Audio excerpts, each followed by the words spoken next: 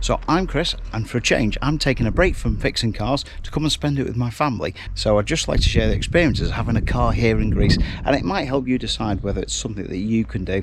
So I'm going to run through all the stuff that you're probably going to need to be able to buy one of these and see whether it's something suitable for you. A couple of things that are going to stop you from buying a car here in Greece, or whether it's a lot cheaper to actually rent something. So if you only come in once or twice every couple of years, it's probably worth renting something. So you can't just rock up with all your documentation, swap over your documents and wander off, just exchange money and go drive off into the sunset. So it's very useful being able to take endless amounts of stuff to the beach, as you know, when you've got young kids. And the other thing, which having a car is always good on market day, find loads of fresh food for sale.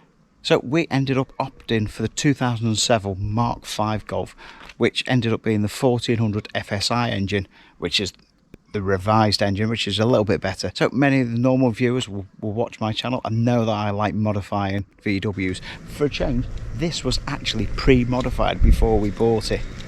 So the prices here are way higher than UK market. So I looked up, this is anywhere between 3 and 5 grand, and that's for a 15-year-old model. So it's a little bit higher. The UK market is about 1500 to 2.5 max if it's got full service history. So I'm going to run through some of the things you need to know if you're going to planning to buy a car here in Greece. So you're going to need your proof of ID, so proof of address, something that's certifiable, and photographic ID. I think that's for both buyer and seller. I'm not 100% certain, but I'm sure it is. You also need a copy of the MOT certificate. So an MOT here is about €50 from memory every year. You need to have full documentation that you've purchased the car from a seller and an invoice marked paid, I think both if it's a private or a commercial sale. Now I've had to look this up, and it is also a request for the form of the registration of the car ownership to be changed over. So I think that would be the equivalent of the V5 sort of filled in, but on a separate form that's to be handed to the government for them to swap over it. The road tax has been paid. So the road tax on this is about €250 every year, and that needs to be paid in January. So unlike the UK system where they chop and change, basically the car has got to be road taxed in January for that entire year. If you miss a couple of months and don't tax it till April, you're still paying the full amount, and you probably get a fine for not taxing it at the beginning of the month. At the beginning of the year. I believe on some cases you need to be able to prove that there's a HPI check or that there's no outstanding finance on the vehicle. So anyone could have finance on any vehicle and then go and sell it. So there's probably going to have to be a registration fee for the government to handle the documentation and change it over for you. So I've got no idea how much that is at the moment. So there's a couple of things that are going to stop you from buying a car here in Greece. So main thing is you need to be a resident of Greece to be able to purchase a car or have a right to actually live in Greece. So a resident permit of some sort to actually say that you're able to stay in Greece. You can't just rock up for 6 months, buy a car and sell it on, hopefully for a profit, just to fill your needs. But the other thing that's going to stop you from just turning up and buying a car is that you need an EU tax number.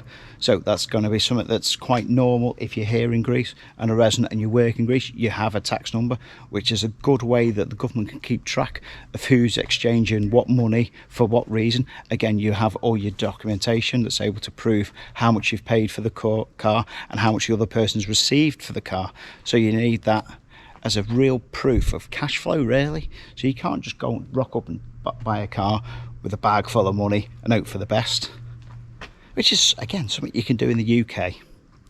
So again, this very short video, just while I'm sort of here, just sort of passing some of my experiences.